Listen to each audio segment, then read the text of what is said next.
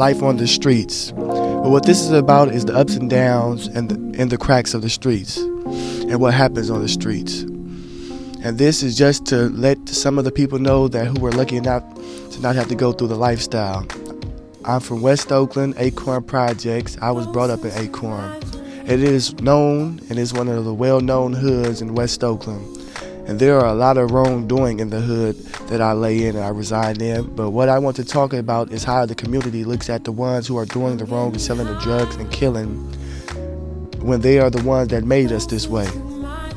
Today, I myself was a drug dealer and was in the streets doing what I can to survive and eat and doing all the things that I needed to do to survive. Robbing people, hurting people, just trying to survive.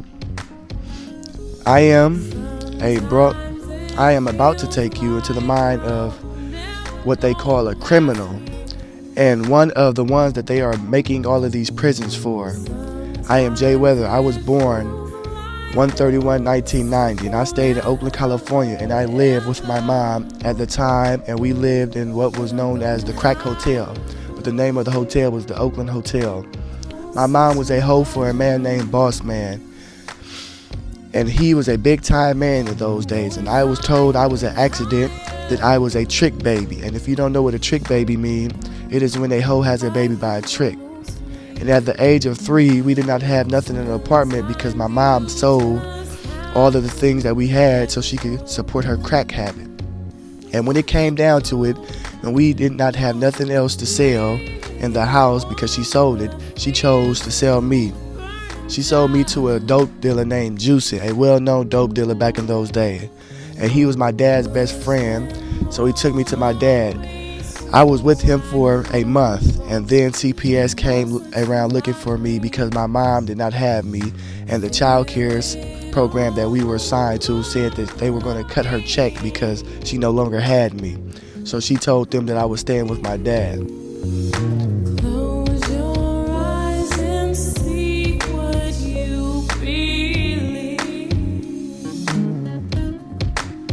She told them that I was staying with my dad thinking that I would go back to her, but in reality I didn't. I ended up in a foster home.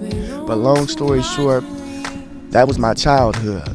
And that is most of the kids' childhood as well as mine. I am 18 now. I've been to juvenile hall 10 times, 15 group homes, and to rite of passage twice, and kept Wilmot swinging. I have sold, robbed, pimped, and damn near hoed my damn self.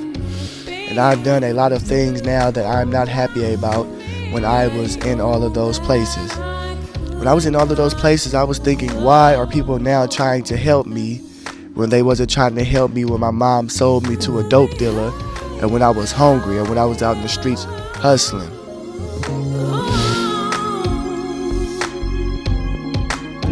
It got to some points where I was so hungry that when I did have something to eat, I couldn't eat because I was past hungry. I was starving.